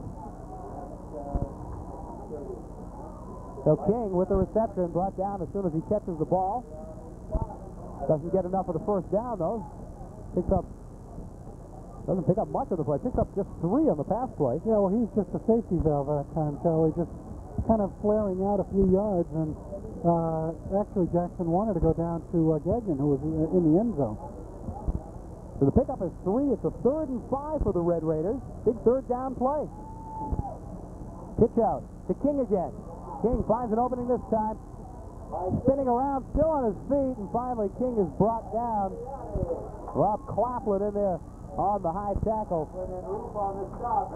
Roof helping out Claflin on that. They're close to the 1st down. We'll see where they mark it. Referee calls it a 1st down. So it's a 1st and goal for the Red Raiders with 1:56 to play in the 3rd quarter. It was close where they were going to mark it. The referee ruling that his forward motion stopped past the where the marker was, and he awards the Red Raiders the 1st down. So it's a 1st and goal for Spalding. Bushway over the top and through for the touchdown. Paul Bushway.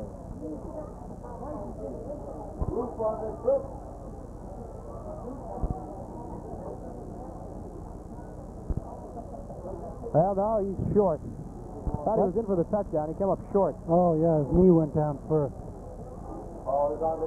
So they mark it on the 1-yard line. 2nd down and goal from the 1. This time he gets in, though. Just makes it over on the 2nd effort. And the Red Raiders are on the board again. Paul Bushway. You denied him the 1st time. He wasn't going to be denied the 2nd time. Well, Bush it in from a yard out. Yeah, nice play.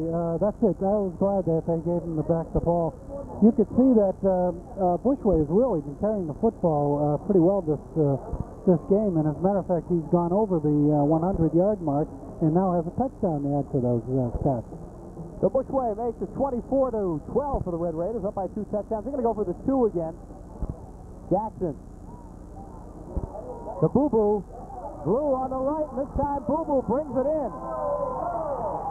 Boo Boo Glue turns the corner on the right, crosses over, and picks up the 2 points to make it 26-12. So with 1:15 to play in the 3rd quarter, the score is Spalding 26, Keene 12. Let your home or office come alive with professional plant services from Studley's. Create a relaxed, more comfortable atmosphere for your home or place of business with plants from Studley's. With the largest selection of plants in the area and the only plant hospital, Studley's can provide you with everything from a rose to a jungle.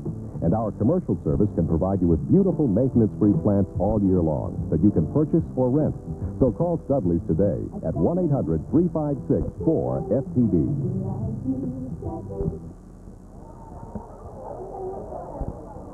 The Spalding Red Raiders opening up the margin a little bit now, getting it a little bit more comfortable with a minute 15 to play in the third quarter. 26-12, Boo Boo Glue adding the 2-point conversion for the Red Raiders. They've now got a little bit more comfort anyway, 14-point lead. Yeah, and you got to look at the Spalding offense, Charlie. They've got a couple of touchdowns via the pass and a couple via the run now. Jackson boots it deep, taken by Hebert. Hebert at the 10, 15, trying to get up to the 20, brought down at about the 18-yard line. Well, T.J. Lancey, nice job of tackling that time, Charlie. He broke through the blocker and tackled Hebert as he was being blocked, so that's just a super effort. The Blackbirds of Keene will take it over, 1st and 10. Try and get back in this game. Yeah, offensively, they haven't shown very much. Just a couple of series where they were able to move the football and score a couple of touchdowns. 1st and 10 from the 19. McGilvery wants to pass right off the bat. He's looking, got plenty of time. Well, he had plenty of time, and he's brought down hard. The tackle thrown by number 60, Mark Main, who gave him enough time to throw the ball when McGilvery couldn't find any receiver. That gave Main the time he needed to march right in and sack the quarterback, McGilvery. But we have another penalty marker and a holding call against Keene. Well, maybe we can pick up some of that holding, but that might be it right there on Dave. 77. Yeah, sure. Just a good job by the Spalding defense. They've been putting pressure on McGilvery the whole night, so it's going to be tough for him to throw any passes the rest of the way. 45 seconds remaining in the third quarter. Spalding with a 26-12 lead. So they mark off the penalty. It'll be a 2nd and 20. Now, the second and 17. There had been a game before that. Not much of a pickup. Jamie Day tried to make a move, but didn't get very far. So it'll be a 3rd down and 17. Let's see what Keene can pull out of their bag of tricks. I don't even know if they'll get this play off. Clock ticking away, 4 seconds, 3, 2, 1, and they don't get the play off. The whistle blows. And at the end of 3 quarters of play here at Spalding Field in Rochester, the score of the Spalding Red Raiders 26.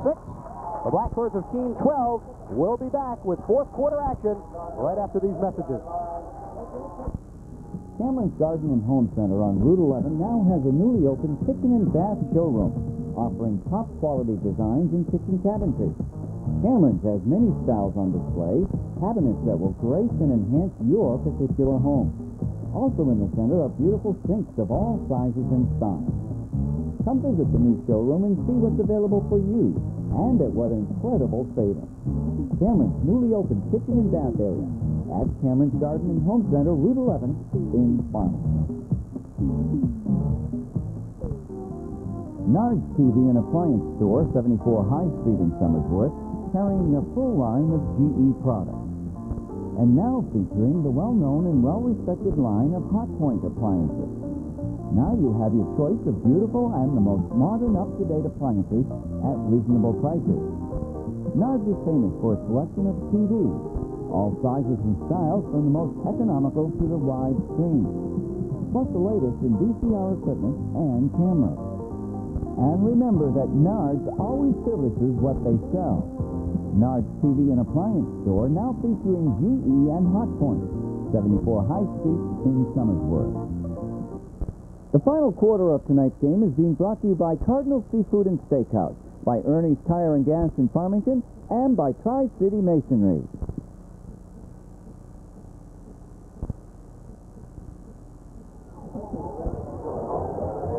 Well, we're just about ready for 4th quarter play here. Charlie Sherman along with Bill Burnham filling in for George Donatello, who we told you earlier is out filming a TV pilot out in California. A yet-to-be-named series. Long pass intended for Bryant. Bryant wasn't even sure the ball was coming until he turned around quickly. And the pass is incomplete, intended for Bryant from Jackson. Harry Bryant breaking up that pass for the Red Raiders. Broken up by Bryant. I was looking for Jackson out there. I'm going, hey, wait a minute. McGilvery's pass broken up by Bryant, yes. Here we go. Good coverage that time. So that's a 4th and 20 now for Keene, and they've got to punt it away from deep inside their own end zone. They've gotten the bounce thus far. Now, well, maybe this time it does. It bounces right through the legs. Whew. Yeah, King almost lost it. King just let it go right through his legs and then finally went back to retrieve it and pounced on it. Oh, boy, that's scary and that's dangerous. Yeah, you got to fall right on that ball. If you're going to touch it, you better get right on it. King's done pretty good on the punting side. They've gotten some pretty good bounces. Yeah. This one gets down to the 49-yard line. Still a boot of about 50 yards since he was in his own end zone. 1st and 10 for the Red Raiders. Pickup of maybe 2 yards in the play. Bushway grinding his way through, literally. Yeah, Bushway getting the call so far this game. Paul picks up a yard on the play. It'll be 2nd and 9. Ball in Keene territory at the 49. Pitch out. Stone still on his feet. Stone still going down to the 30-25, and Chris Stone finally brought down. A fumble. Stone dropped it on the way down, and Keene recovers the fumble. So a fine run by Chris Stone, nullified as Keene pounces on the loose ball. Tough break for Spalding. True, it was a great run. Stone really showed that he's got some good moves and great speed, and all of a sudden, on that extra effort, he loses the football, and Keene picks it up. So once again, Spalding with a good opportunity to finally nail this thing shut. Misses on the opportunity, and Keene again with another opportunity to get back in this game. Certainly they've got the time. Long pass, broken up nicely. McGilvery's pass on a fine defensive play by Bryant. The pass was intended for number 81, Matt Lincoln, but Bryant was right there. Yeah, he was. As a matter of fact, Charlie, if we can follow this through with the replay, we may be able to see Bryant touch him just before that ball gets there, so the refs may be able to have called penalty on him right here. You can see him, well, he bumped him with his right hand, and he got away with it, so that's all that matters. 2nd and 10.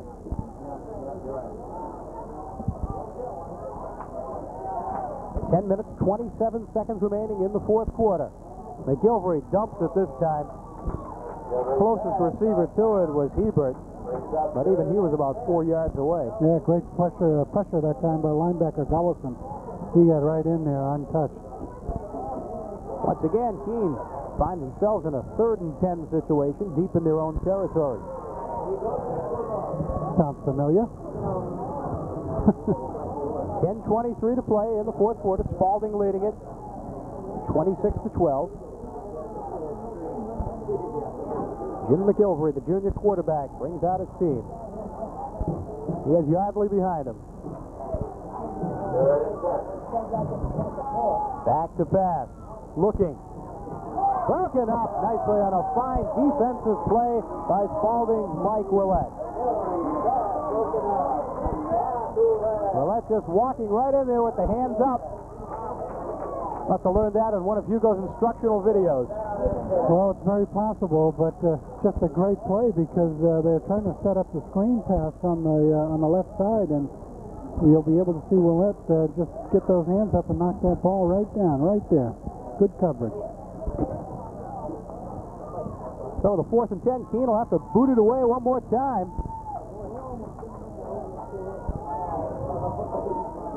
King watching it this time. And again, it takes a nice roll. Good move, Mike King. So King thinks better of it that time. Lets it roll, and it's finally down. It'll be Spalding's ball, 1st and 10 at the 38-yard line with 10 minutes and 6 seconds to play. 10 minutes on the clock. Well, they've had great success against Keene on the ground, Charlie. We'll see if they stay with it. And of course, they want to use that clock up now, too. Oh. Well, what would a series of downs be without a whistle and a penalty marker? Boy, oh boy. It's going to run out of space on that sheet, though. Yeah, every once in a while you get one of these games, Charlie, where it's, you get a ref out there that just loves to throw that flag. This one's against the Red Raiders. No. They're up to 8 penalties, 75 yards. Keene has 8 penalties, 90 yards. So they lead in the yard against column. Spalding backs up 5 yards, back to their own 33-yard line. So it'll be a 1st and 15, 9:43 to play in the game. Spalding leading it by 14, 26-12. Hand off to Boo Boo. Boo Boo twists, turns, gets through for about 3 yards and brought down. In on the tackle, Doug Henderson. That's the trap play we've seen all night. Boo Boo looked like he just missed where the hole was by about a foot that time. If he had cut it up just a scad earlier, he would have had a nice hole there. It'll be 2nd and 14 for the Red Raiders. At the 34, and another flag. Boy.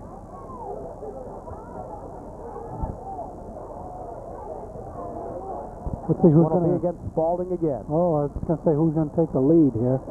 Give a flag in your pocket. Spalding catching up in the penalty area. Yeah, 9 for 80 now. 17 penalties so far this game. Wow. So Spalding backs up another 5 yards, back to the 28-yard line, and it'll be 2nd and 19 for the Red Raiders. Clock ticking away, 8:58 to play.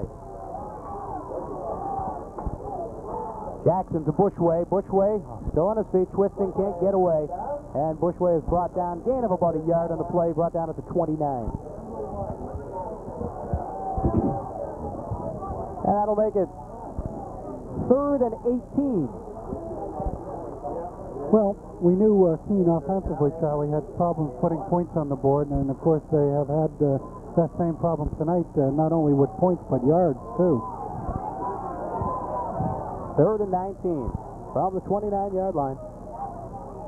Handoff goes to Glue, has trouble getting his footing, and Boo Boo's brought down quickly at the line of scrimmage, and Spalding will have to give up the ball. Now, all they're accomplishing here right now is they're chewing up some of that time on the clock, and that time will become more and more valuable to the Blackbirds of Keene.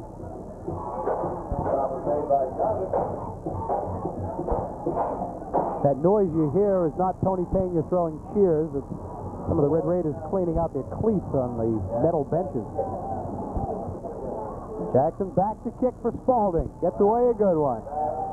Hebert takes it and calls for the fair catch, and it'll be 1st and 10 for the Blackbirds. Well, that was an interesting situation with Tony Pena. Now, do you think he got the Red Sox fired up, or did he just get everybody angry with him? I think he fired them up a little bit. I just think there's a little jealousy there because Tony wants to show that he's the leader. Yeah.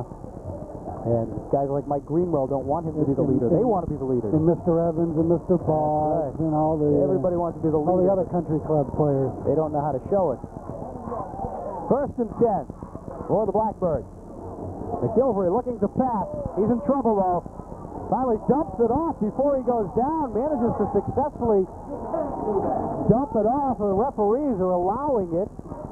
There's some question on whether or not it was a legal handoff to Bergeron, Yardley. Well, it's interesting, Charlie. Let's see if he is stopped here. Now, when he's stopped, that's when the whistle should blow. Actually, he goes back, gets good pressure, doesn't have that much time. Okay, now he's not going anywhere right there, and he's kind of, secured by 2 Spalding players. I would have called that down. The net pickup is only 2 yards, so it's 2nd and 8 for Keene. McGilvery back to pass again. Plenty of time. He's looking. And he overthrows the intended receiver, Pat Yardley. It'll be a 3rd and 8. Well, Spalding knows they're going to pass, Charlie, so they're just teeing off and firing the linebackers right in there after McGilvery. And, if every time he gets the ball, he's running for his life right now. 5 minutes, 51 seconds to play. Spalding with the lead, 26-12. An important possession for Keene. The 3rd and 8 situation. Should they be forced to give up the football, Spalding will have an opportunity to chew up a couple more minutes of that clock. McGilvery again under pressure. He's still on his feet. Now he's brought down. And McGilvery goes down on the tackle by Matt Trammell. Trammell gets credit for the sack for Spalding. And it's a 4th down situation for Keene. 4th and 14. Another good series for the Spalding defense. We'll be able to get a look and see. I thought we would anyway on the replay, but Keene will have to kick it away. Claflin back to punt. It's away, a nice end over end, and again, decent bounce. He's got that down to a science, doesn't he? Kick it low and let it hit the ground. They just make sure it hits on the right end over end side. Right. It's down at the 38-yard line. It'll be a 1st and 10 for Spalding. The Red Raiders looking to secure that 26-12 lead. Well, they get one 1st down here. They should be able to run that clock out. Bushway the lone back. There it is. Bushway still on his feet. Midfield, 40. Down to the 35, to the 30. Bushway still going. Dragged down by the arm, and there's a penalty marker at midfield. There's a flag on the field. Bushway with a fine run. Nice 40-yard run that time, Charlie. Up the middle and broke it to the outside, but the flag sits at the 50-yard line. See if we can catch the infraction. It was at midfield. That's it, right up the middle. Probably a hold. And I think that's what it's going to be, a hold against Spalding. Right in the middle there at midfield, just as Bushway was breaking away. Well, see, that's what I mean. A great play like that nullified. That's awful. So a big 40-yard romp by Paul Bushway called back. It's a clip. And instead of being down at about the 25, Spalding's going back the other way, back into their own territory. And it's marked off to the 36-yard line, their own 36-yard line. So it's a 1st and 14 for Spalding as the 40-yard gain is called back. Well, that's too bad. That gives them the 10 penalties now for 90 yards, so they've taken the lead. Nothing to be proud of. Triple backs for the Red Raiders. Boo-Boo Glue picks up about 5 or 6 on the play. It'll be a 2nd and 8. It's Boo-Boo's first carry of the 4th quarter. It's been Bushway and King most of the time. 2nd and 8 for the Red Raiders. Ball to 42. And it's fumbled. Ball is loose. Picked up by Keene. Now dropped again and recovered by the Red Raiders. Good heads-up play there by who else but number 15 of the Red Raiders, Andy Jackson. Just has a sense for spotting that ball. Saw it go through the hands of a white shirt and pounces on it. Yeah, it looked like Jamie Day had a chance to grab that ball, Charlie, but Andy Jackson right in the right spot to pick it up. Again, 3 backs for the Raiders. Bushway. Finally brought down. And Michael Hebert with the tackle of Paul Bushway. Oh, here it is again. There's Bushway right up the middle. I'm sorry, there's the fumble. These guys are really doing it to me. Good job by Jackson following that play. 4:17 remaining in the ball game. Ball 26-12 lead. Bushway not going anywhere this time. Stop cold. And it'll be 2nd and 10. The initial stop for Keene, a gain of 1 on the play.